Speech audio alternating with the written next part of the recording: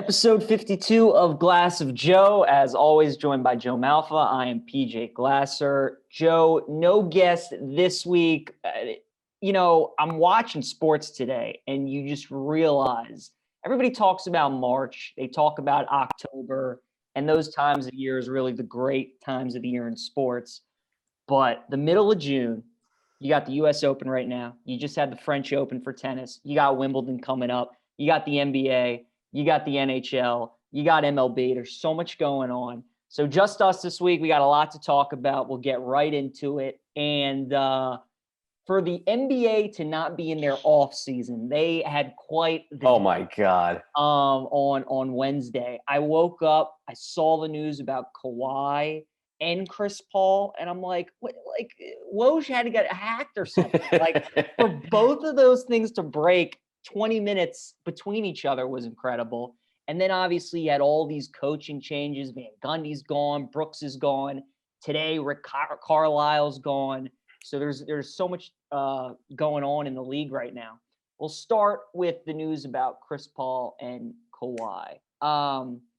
Chris Paul, look, if he can't play, the Suns have no chance. Whether it's the Jazz. I disagree. That one I knew we were going to get into a bit of a disagreement on. Before we go there, quick backstory for me. I was driving down from Daytona back to Miami and then take my girlfriend to her mom's place up in Daytona. And on the drive down, I was in the car in the morning and I'm listening to ESPN radio. Who was it first? It was Alan Hahn, Keyshawn Johnson, and Jay Will. And then it turned to Greeny's show. It was the end of the Hahn, Jay Will, and Keyshawn show when the Chris Paul news came out and then the Kawhi news came out.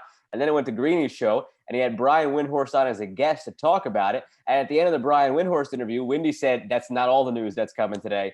And then 10 minutes later is when the rest of the stuff started to come out. So and I'm sitting there driving on I-95, so I can't look at my phone.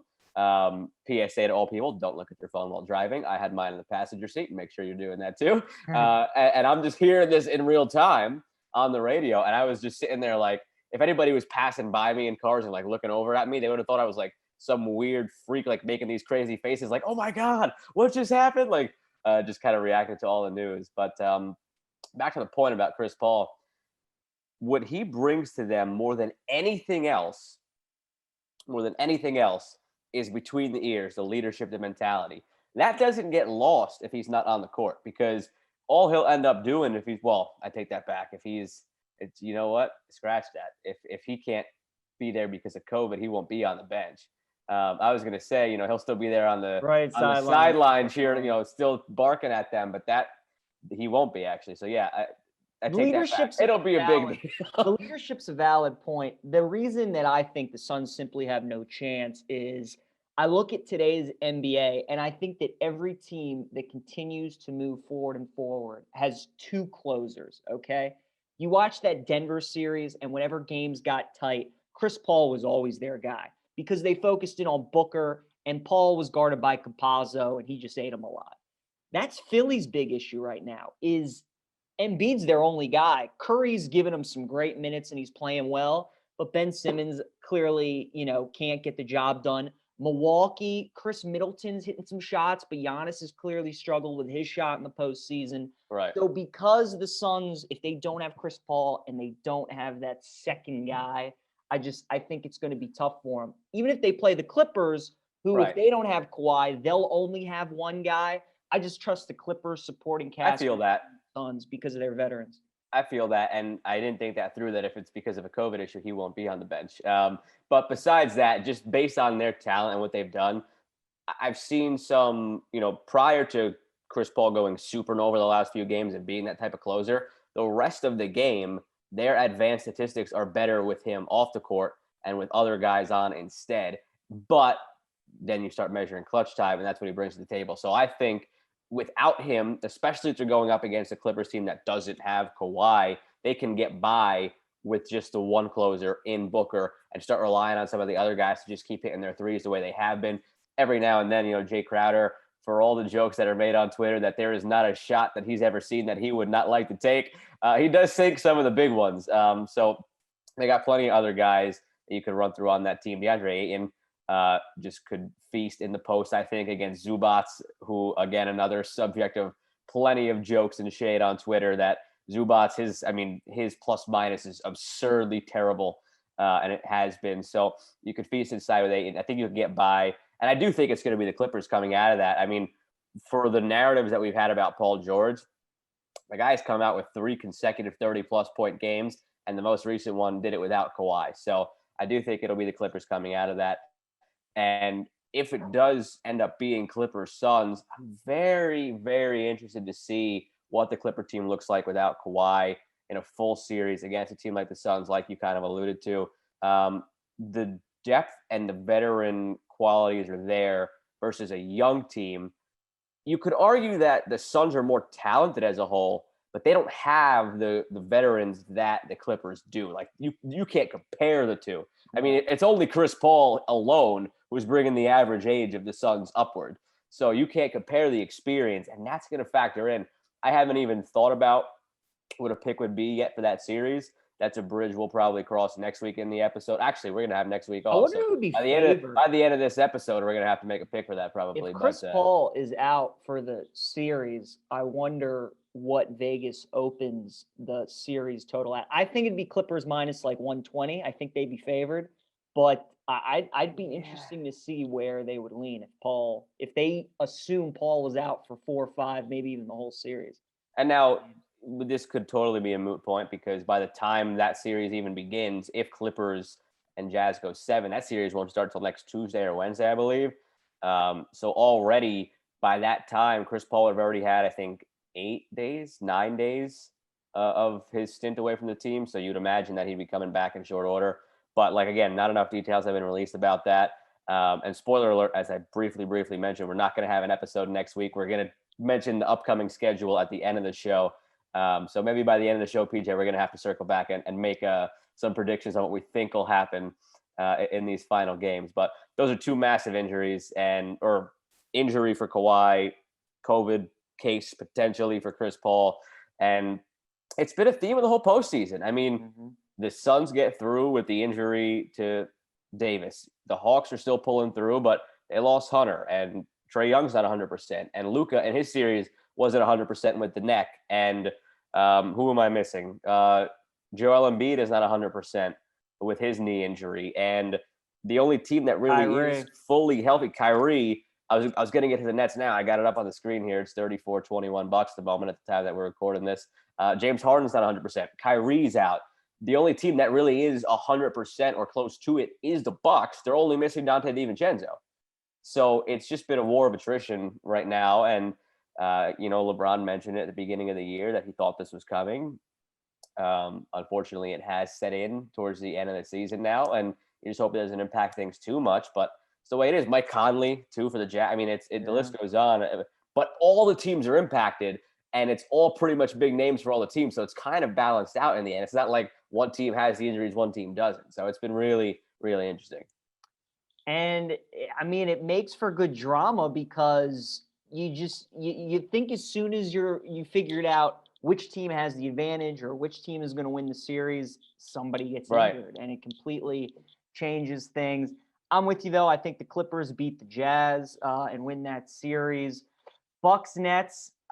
Man, I got to go with the Nets. Milwaukee not winning that game 5. That just, it's that showed me a lot. It showed me a lot about Coach Budenholzer I think we've seen a lot about Coach Budenholzer ever since he was in Atlanta. But it showed us more about Budenholzer. It was really bad. Philly's lost 2, really, really bad. I still think Philly wins that series, but man, credit to Atlanta because nobody gave him a chance, including myself. But, man, Trae Young is really, really good. That whole discussion about the Doncic and Trae Young trade, I'd still rather have Luka. The most even trade of all time. But, Trae is really not that far behind. That was a great, great trade. But, look, the NBA needed this in the sense that they needed this kind of parity. It sucks all these players are injured. But we talked about heading into the postseason. This was really the first time in 5 or 6 years. And I don't think the injuries changed that, though, because – in an alternate universe where everybody is full strength, I still think we would have seen kind of all this topsy-turvy, if we go back in time and Jamal Murray is not hurt for the Nuggets, they're still involved. Like you could go through all the scenarios for everybody. It's not like only one team or another team were bitten by the injury bug. Everybody has been. So even if there were no injuries, I think we still would have had this parity, still would have had this postseason. And we were talking about it before the playoffs. So it's great for the game. Just like you said earlier that, we usually wait till the NBA offseason for all this stuff. The offseason is sometimes more exciting than the regular season. And for a stretch there, the offseason was more exciting than the playoffs because for 4 or 5 years in a row, it was the Warriors against LeBron's team. Simple as that. So now we're getting away from that as well, where a few teams in each conference could make it to the final. So overall better product, and it's been really, really fun to watch, more so than the past years too. And then we get to the coaching side of things that have happened. There are like 6 job openings, I believe, right now, and there could be more to open up if Milwaukee loses their series, if Philly loses their series, Budenholzer, and maybe even Doc Rivers could be in some trouble. Of the coaching vacancies open right now, though, what job do you think is the most desirable? And if you had your pick, which coach would you love to see coach for X team? It's a good question. First of all, the 2 announcements that were made during that span of like 30 minutes with all the Woj bombs, the Van Gundy move was not a surprise, and the Scott Brooks not agreeing to a new contract, also not much of a surprise. It's just the way it happened that they were all back to back. That was like, whoa, this is a pretty big news day. Carlisle was a bit of a surprise. I feel like throughout the season there were some rumblings about, does Luka like the way he's being utilized? And Kristaps, who has way underperformed his contract, of course, he wasn't happy with the way he was utilized. And there just seemed to be some rumblings like they needed to maybe just mutually part ways. And it got to that point, and they did. It was one of those where I wasn't going to believe it till I actually saw it, but now we see it, and I'm like, okay, that kind of makes sense based on what we kind of saw throughout the year. Now, as far as which one would I like to see, it's actually 2 jobs that just opened up in the last 48 hours, just making a little swap. I would love to see Carlisle with the Pelicans, because you think about in his 13 years, I believe it is, with the Mavericks, what he was able to get out of all of those teams. You think about a team that made it to the finals and a team that won the finals, never had multiple superstars. It was just Dirk and then really good supporting cast. The Pelicans issue right now, and you heard the rumblings today from The Athletic that the people close to Zion are unhappy with the pieces that have been put around him for the Pelicans. And you take a look at the Pelicans roster, and it's Zion, and then there's some nice pieces, but there's no other real superstar on that team. And all of a sudden, you're connecting the dots. You think about what Carlisle did all those years with the Mavericks. You think about the construction of the Pelicans. You think about how great a coach he is, how young they are, and he can mold that team into the new Hawks. Just what we saw with the Hawks this year, that could be the Pelicans just as easily next year with the young talent they do have and the moves they can make in the offseason. So I would love to see Carlisle there. I'd love to see Becky Hammon get a job up in Portland. That would be a good one too. But Carlisle to the Pelicans, 2 jobs that were shuffled in the last 48 hours. That one really stuck out to me as a possibility. I do. I like the Carlisle to New Orleans. I'd love to see Becky Hammon to Boston, actually. I think she'd work really well. You go from one great organization in the Spurs to another great organization in the Celtics. And I just think she would really strive in that kind of environment with Tatum and Brown and that win right away kind of culture. I think she would, if she goes into a situation where a team's looking to win now, I think it would really, really be a good spot for her. Another one possibly that could be interesting is I would want to see Jason Kidd possibly go to Portland and work with that backcourt of Lillard and McCollum. Kidd, obviously one of the best guards in NBA history. Just playing. I would like to see Kidd with the Mavericks too, actually. Thinking about Carlisle leaving there and a place that he played, Jason Kidd, and the fans enjoyed him there. And I think having him with Luka, I think that would be an interesting pairing as well. That's a good call. Yeah, there's some interesting openings. Look, as a Wizards fan, I'm interested to see who they hire because it's not a desirable job considering of what's open and what other jobs could be open. But at the same time, it's a franchise that really has not experienced much success and it's with an owner who's very loyal and has shown that he's willing to give you some years to try Right. and do things. So that could be an interesting job as well. But Carlisle, it seems like he still wants to coach. He just kind of wanted to refresh and move on from Dallas, and he's going to be highly coveted wherever he goes. So Oh, whatever absolutely. job he lands is probably going to be the team that that gets the best coach. Absolutely. And you mentioned Budenholzer and Doc Rivers, if their jobs can be in jeopardy. Budenholzer, if they lose this series, I think he's I do absolutely too. fired. Yep. And I honestly don't know if he's going to latch on somewhere else right away. I think he's going to have to go the route. I mean, granted, Mike D'Antoni was older and he wasn't sure if he wanted to be a head coach again. So he obviously is on the bench with Steve Nash with the Nets. I think Budenholzer is going to have to take a year as an assistant somewhere, just because you look at what he had with the Hawks and how he was the 1 seed that year, and then they just flamed out, couldn't get past the second round.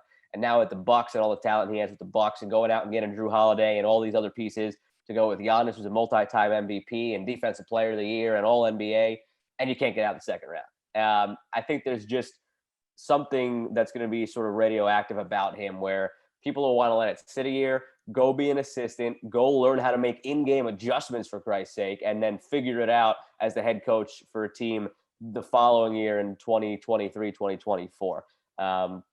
Don't know if he'll get a job right away. And then Doc Rivers that you mentioned, I don't see any way personally that he gets fired. I think if Philly were to be eliminated by the Hawks, even if they go out and maybe lose in 5 or 6, where it's a non-competitive series against the Nets or the Bucks in the next round, changes will be made. But I think the changes that come would be trading Ben Simmons. We already heard the rumblings about it. Maybe it was past year, if it was in a package for James Harden or whatever the case may be.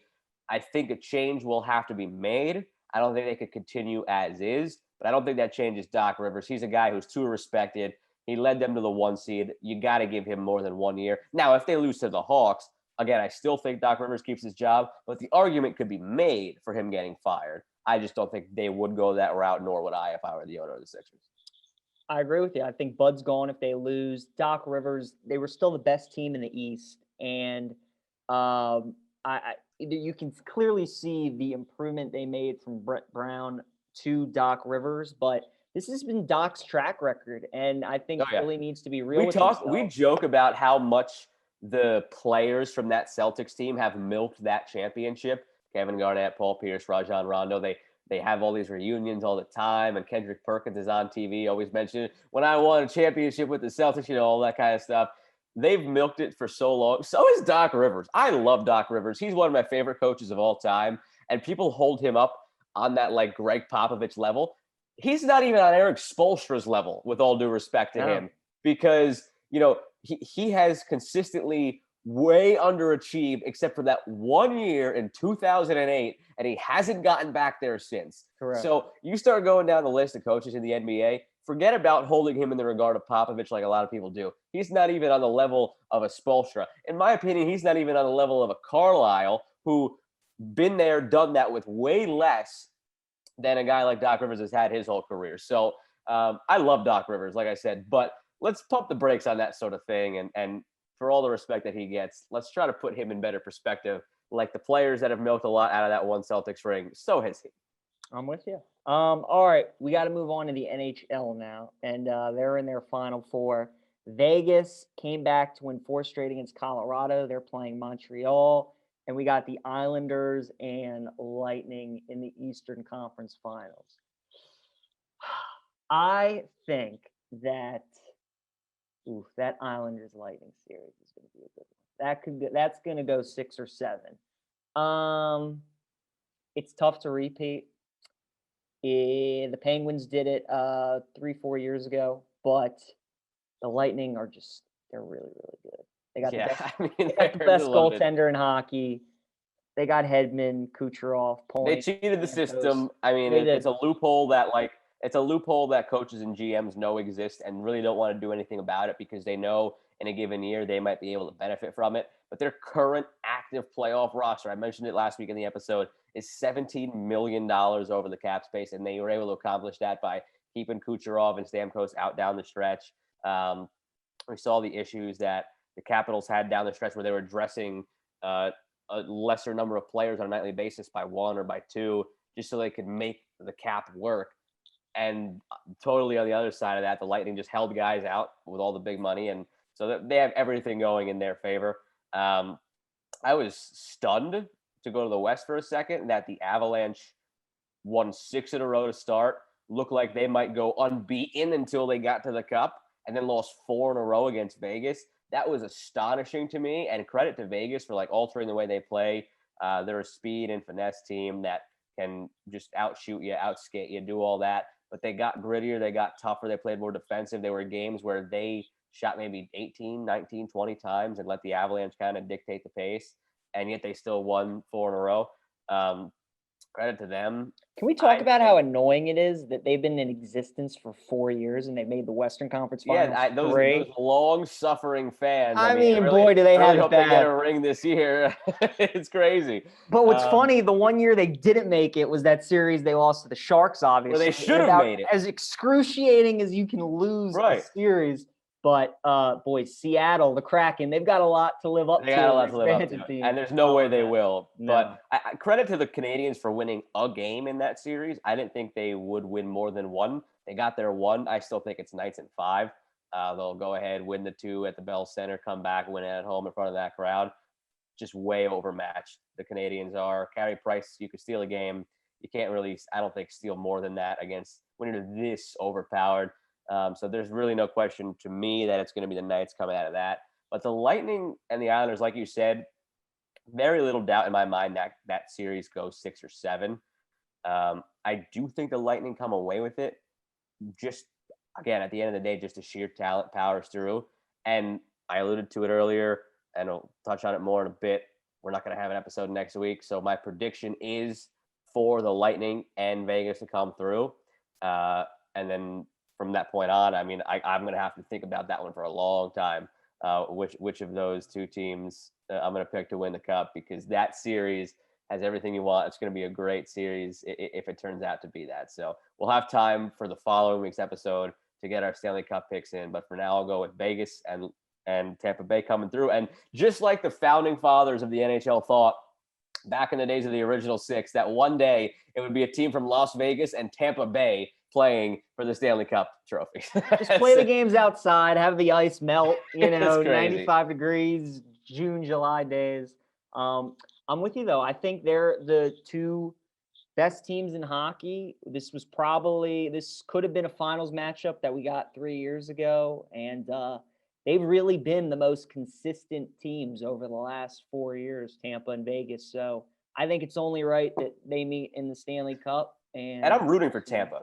Because, like, for last year, for all the championships that were won in bubbles, and for anybody who wants to claim there's a sort of asterisk, there's no asterisk with the Stanley Cup. Like, that was a grueling time they had in the bubble up in Toronto and in Edmonton, and there's no asterisk by it. But for such a great core on that team, for the deep runs they've made, going all the way back to 2014, 15, and so on and so forth since then, they deserve to have a cup that's won the normal, proper way in front of a sold-out crowd. They deserve that. They've earned that with how good they've been for so long. So I'm rooting for them to get that moment that they were robbed of last year, of course, playing behind closed doors. I hope they get it. There's also a conspiracy theory dream of mine that I have that Doc Emmerich's going to kind of come out the tunnel and he's going to call the Stanley Cup Final, because same thing for him. He didn't get to go out properly last year, calling the game, from his house. So, that's a fantasy that I have, that until I'm told otherwise, I still believe it's going to happen. So that's awesome. All right. Before we get into the U.S. Open, which is going on right now, we'll talk a little bit about MLB and their sticky situation, because Bob Manfred's MLB can just never go 2 weeks without something coming up. Tyler Glasnow, what he had to say personally really woke me up, because look, the whole sticky situation, I mean, I'm listening to all these things, I'm hearing people's points, and I'm just like, look, I mean, people know whether or not, guys are cheating and what. But when Glasnow said that he now has to completely change how he's pitching because the MLB, they're banning certain things, and he got injured because he couldn't use sunscreen and the rosin bag, which he uses to pitch. I mean, that really opened things up for me because baseball, things are passed down. Minor leaguers are taught a certain way. They follow the veterans, how to go about things, how to help them control the balls and how they want to use different pitches and stuff. And to just change it like middle of the season, and I mean, it's crazy. Look, they got to get the spider tack out of the game. I mean, that's for sure. Like that, I think everybody agrees is next level over the line. Same thing with pine tar, and that's why, like with Michael Pineda, when he had it on his wrist and his hat, he got suspended. Like that kind of stuff. Like get it out. Like nobody wants it. Even guys like Garrett Cole, for as guilty as he has sounded every time he has spoken into a microphone the last couple of weeks, he brought up a good point yesterday. I think it was where get us on the phone, get me on the phone, get a hitter like Josh Donaldson who's upset about it on the phone, and let's talk it out. Like, where is the line that we want to draw in the sand? We kind of agree that sunscreen and rosin doesn't give the pitcher an advantage per se on RPMs. It's just a matter of having a grip. But pine tar, spider tack, anything else they want to use, that maybe that's too far over the line, and it does give you like a performance enhancing advantage. So, but that's the problem with the MLB, PJ. They don't talk it out. And that's why when they get to the CBA negotiations coming up, I don't think we're going to have a season next year, or we're going to have a shortened one, because they don't like to talk. Think of how difficult it was just to get last season underway after all the back and forth that we had. So it's Bob Manfred's MLB, and that's the way it is. But I also, I have no reason to doubt Tyler Glass now, but I do find the aspect of him getting injured because of the lack of it a little fishy. And there's been some veteran pitchers who have come out and said, I understand his gripe, but I have a hard time believing that's why he got injured. And Tom Glavine was one of the ones who's, obviously one of the greats and a stand-up guy in the game, came out and said it. I have a hard time believing that's why he got hurt. I have no reason to believe he's lying, but it just doesn't compute to me. I don't know. It didn't really make sense to me. I don't think it made a lot of sense to a lot of people. So I understand all the argument he's had about wanting to at least have the sunscreen and the rosin, as do a lot of pitchers. But for it to cause the injury, that's where I was like, all right, maybe this is just a little too far. And he's kind of trying to play the sympathy card and try to get more in the pitcher's favor here. So that was just a little fishy to me. And I think a lot of veterans seem to come out and agree after that came out as well. Fair enough. All right, U.S. Open. It's going on right now at Torrey Pines. So going into the U.S. Open, there were 4 guys that I liked. I liked Koepka. I liked Schauffele. I liked Finau, and I liked Leishman. Koepka, for obvious reasons, because it's a major and it's Brooks Koepka. I like Schauffele because the dude's finished no worse than 5th at a U.S. Open. He's from San Diego. He went to San Diego State. I'm sure he's played Torrey Pines hundreds of times. He was born there. Yeah, Finau I liked because he's always played well at Torrey Pines, and he's just another dude that plays well in majors. He's always right there. Leishman, he's from Australia, and the Poana grass, which they putt on, is the stuff he putted on growing up his whole life, and that he's played on. He plays well at Torrey Pines. So those were the 4 guys I've liked. Koepka and Schauffele have played well. Finau was +3 today. Leishman's +1 right now through 13 holes. So U.S. Open, look, you got to make the cut.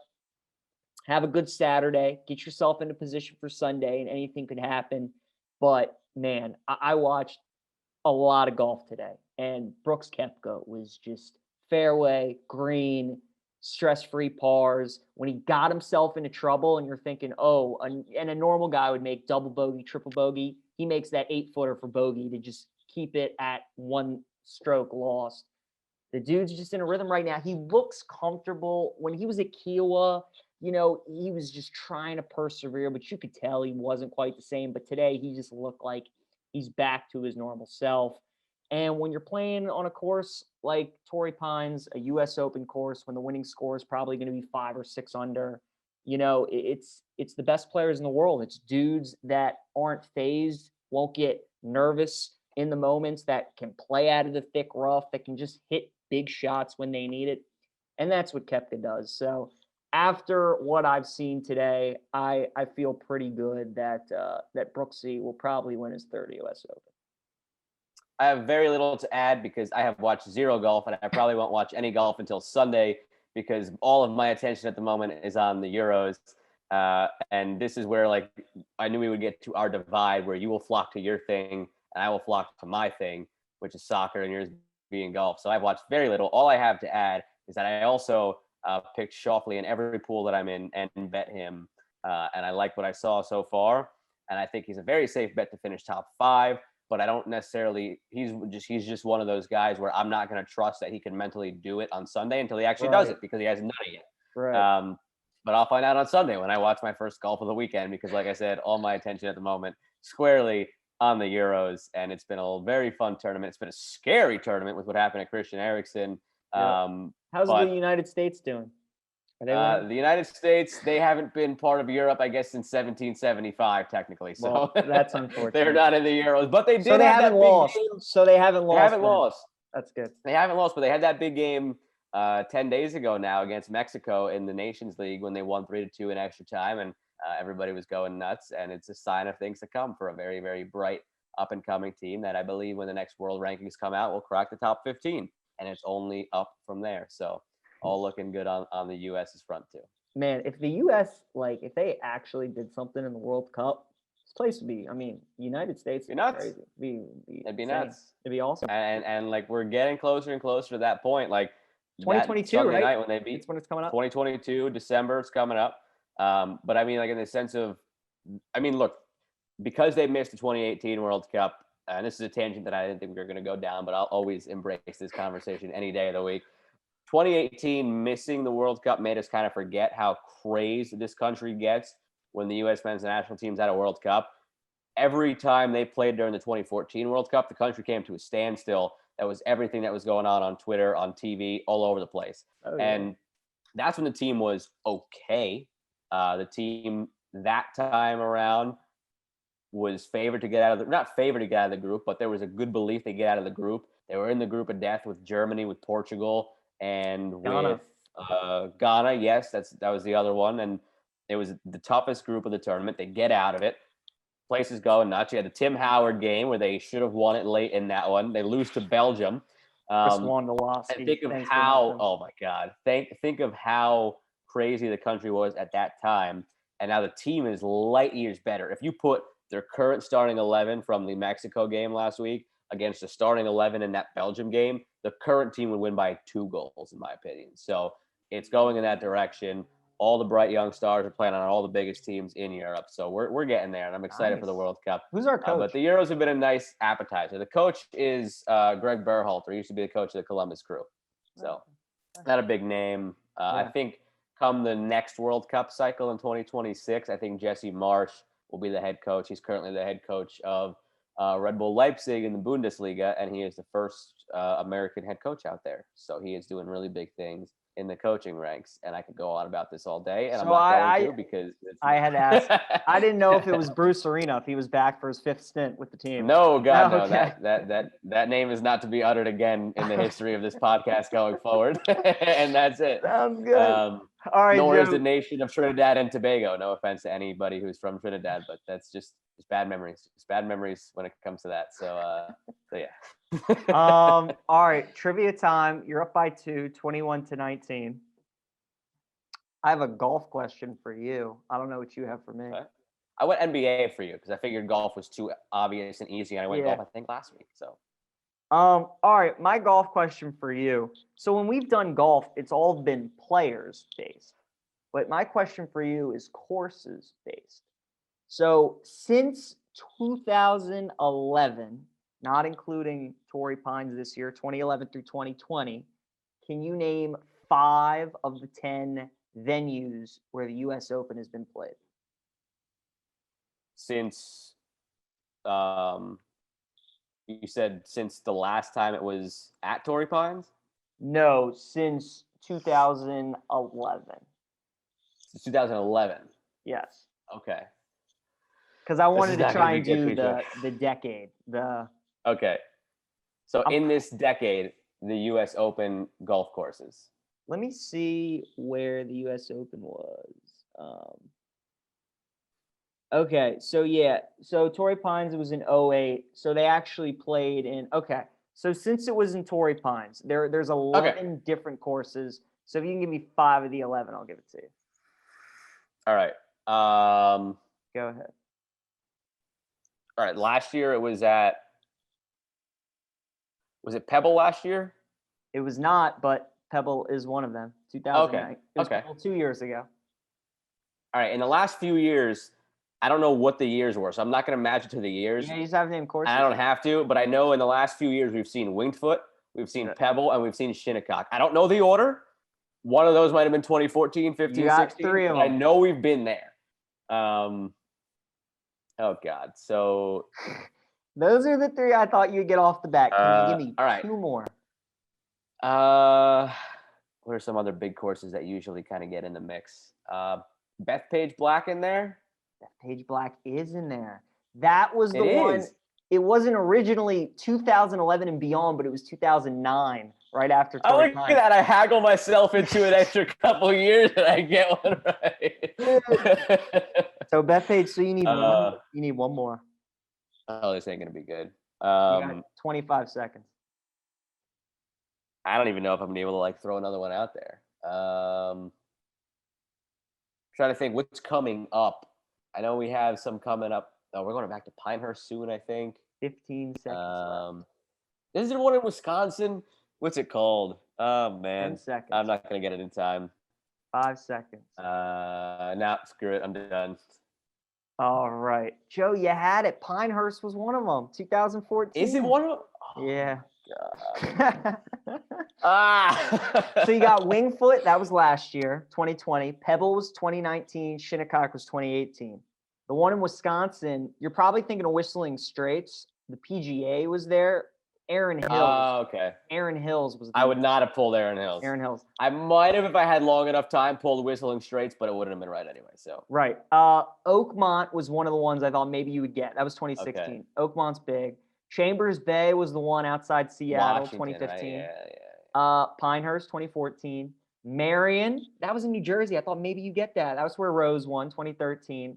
Olympic is in San Francisco. That was 2012. And then Congressional, which was here in Bethesda. Oh, I should have gotten Congressional. 2011. I was thinking Congressional. So too. I knew you'd get the 3, Wingfoot, Pebble, Shinnecock. And then I thought it would be between Oakmont, Pinehurst, Congressional. And then maybe because you were New Jersey, Marion, maybe. Yeah, that's a good question. All right. Bethpage sticks out because Farmingdale is close enough to me.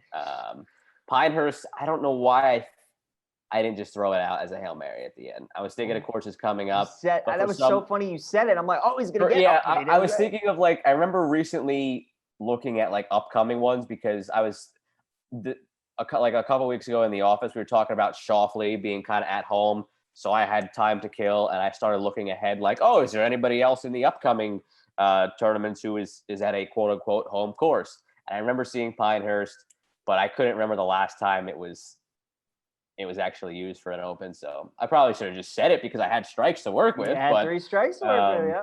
But yeah. All right. Well, you know what? I got closer than I thought I was going to. I definitely should have got Congressional in the end too. So yeah. I actually saw Mark Turgeon. 2011 was Turgeon's first year as head coach of Maryland. So it was in the off season when he got hired, and he just walks right in front of my dad and I, and we're like, that's the coach at the University of Maryland, and nobody knows it. Like, this is literally nobody knows it. So there he was. There you go. All right. So I went basketball for you. Simple question. It should be on the surface. Oh, boy. But like I was trying to start to think back about some of my favorite teams, and there are just some names I couldn't remember. So with Scott Brooks now fired, I want you to give me the last 5 permanent head coaches of the Wizards. So the caveat in there is 2008, 2009. Ed Tapscott was an interim. So I want you to give me the last 5 hired permanent head coaches of the Wizards before Scott Brooks. All right. Randy Whitman, 2012, Eddie Jordan, 2016. Eddie Jordan, 03 to 08. Doug Collins, 01 to 03. So one before Doug Collins and then one before Randy Whitman. You're only 20 seconds into it. Man, who was between Eddie and Randy? Like I said, Tapscott was in there as an interim, but I'm talking about the permanently hired head coaches. Right. Yeah, before Doug Collins, I don't think I'll know that. Late 90s, early 2000s. Yeah, but the one between Randy and Eddie I should get. Let's see. 40 seconds, Scott. Yeah, it was nobody. Was it a former player? Minute, God. Yeah, I'm not gonna get it. You're gonna get Tapping me. out? I don't know. You Yeah, sure? tapping out. All right. Yep. All right. So back in 2000, I thought you might. I know it's a long time ago, but I thought you would get it just because it's a big college basketball name. 2000, 2001 was Leonard Hamilton. Leonard Hamilton for a season. Yeah, I thought you might have just the known Wizards. because I never knew that. I thought you might have just known just because again, like Wow. we talk about him every year in college basketball. And then the other one that you missed in 09 to 2012 was Flip Saunders. Flip Saunders was in there. Yeah. That's right. I thought it was a good question because I was trying to think back, like, who were the last 5 Rangers head coaches? Because they just hired Gerard Gallant. Who were the last 5 Mets managers? Who were the last 5 I'll get the Jets head coaches really easily because they always infuriate me. But like when it came to the Rangers, when it came to the Brooklyn Nets, to the Mets, like it took me a second, and I didn't get all the Rangers guys because they've had a good run of coaches where guys lasted for a while. So I thought it was a good one for you.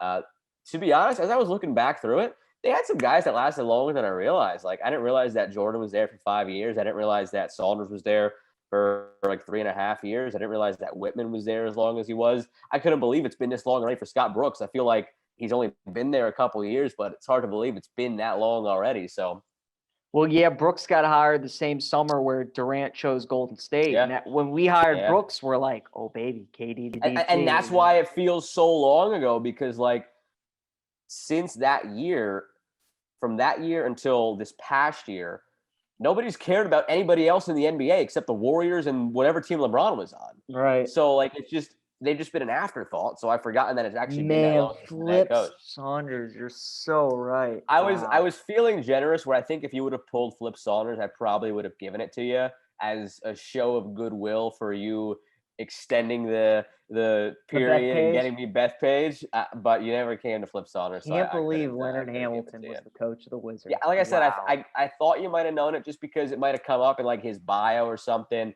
whenever you're watching a college basketball game. I'll never look at him the same. That's why Florida State never does well in the tournament, Leonard. Hey, I mean, that's why you always come up short. They were 19-63 during that season, so it was very forgettable.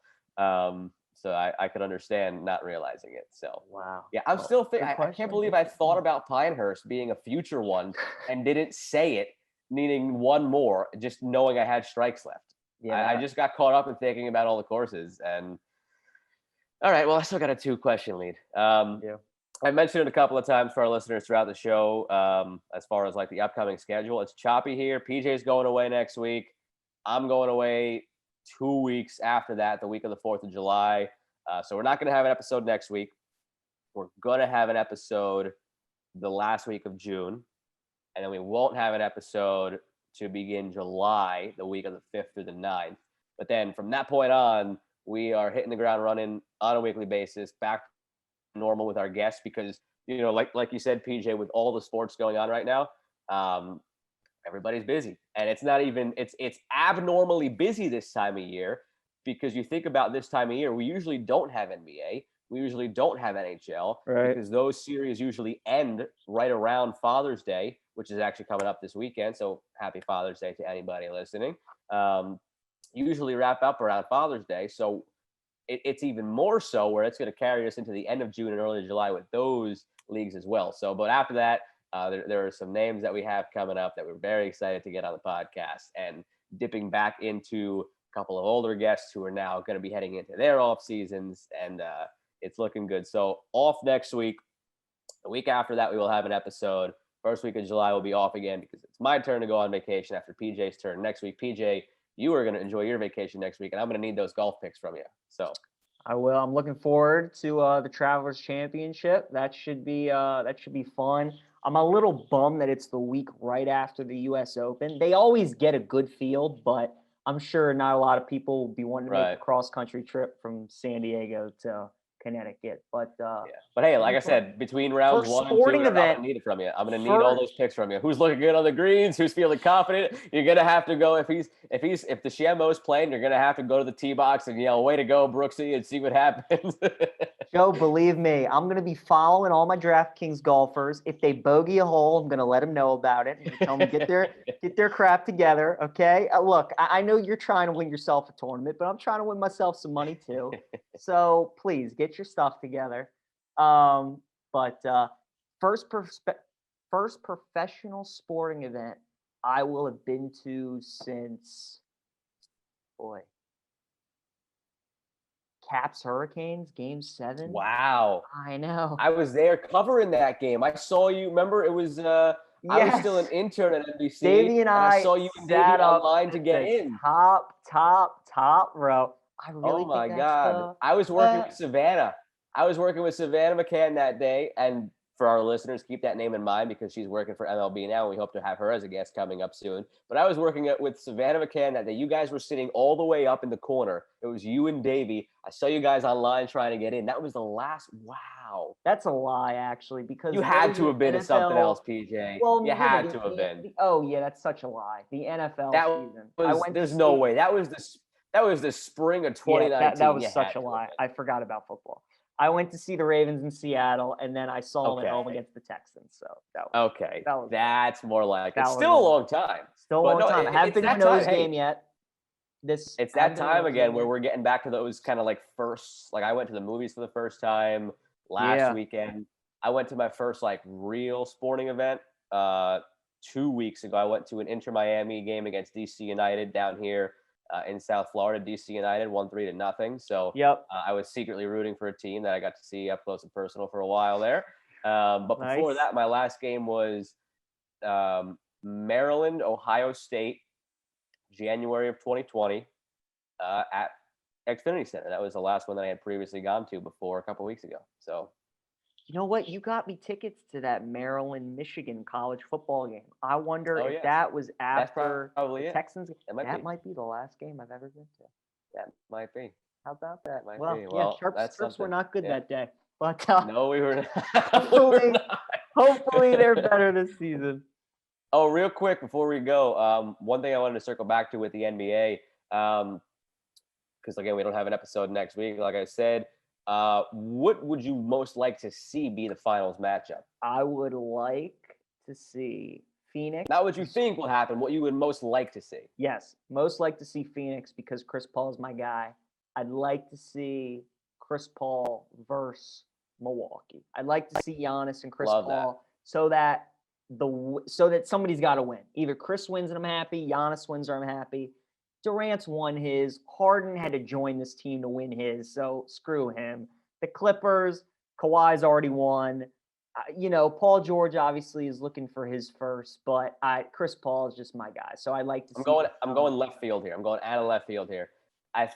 I don't know what the ratings would look like. It would either be really, really good because people are curious, or really, really bad because the markets. I think a Suns Hawks series would be the most fun possible series out of all the possible. Yeah, you just want to see all your Maryland guys together. I don't know what you're talking about. I don't know what you're talking about. Okay, besides the Maryland guys, I genuinely think a series between those two teams going so off the map of the teams that we typically see do well. You're going way off the map. You're going two young teams that last year we saw what the Suns did in the bubble, and we were excited for them this year. Last year we saw what the Hawks could be with Trae Young and the pieces they added. We see the resilience they've shown coming back against the Sixers, beating the Knicks in 5. I think that series would be electric. I don't know who. It'd probably be a Suns in 6, maybe. But that series, I think, would be electric. The fan bases would be a lot of fun. I think NBA Twitter would be just set ablaze if that was it. So I don't think it's going to happen by any stretch of the imagination. But of all the possible combinations that are still alive, I would love to see Suns Hawks. That'd be a good call. Look, there's some great game 6s coming up. Oh. I mean, Atlanta, Philly, and Clippers Jazz will be some big time games. So I'm excited for that. That should be a lot of fun. Oh, plenty. This is great, PJ. We got so much going on right now. So much, Joe. I'm gonna go catch the end here. Yeah. I love the West Coast golf. I freaking love it. I hate it. I hate the West Coast golf. I can't wrap my head around it. Fantastic. I can't wrap my head around it. We were texting last night, and you're like, I asked you when you wanted to record the pod, and you're like, how about we do at night, like 7:30? I'm like, Joe, that's literally right in the middle of golf. You're right. Oh, yeah, it's on the West Coast. Yep. I'm like, so how about we do like 10? And you're like, all right, that's fine. I'm like, that works. So there you that go. Works. Awesome. All right, episode 52. We'll be back next week with, a lot to break down. Still a lot going on. 2 weeks, not next week. We just went over this whole spiel of the schedule, PJ. Do I got to go over it again? I'm going to log off. Okay. Your mind's on golf. Go golf. It is. We'll see you in 2 weeks. See ya.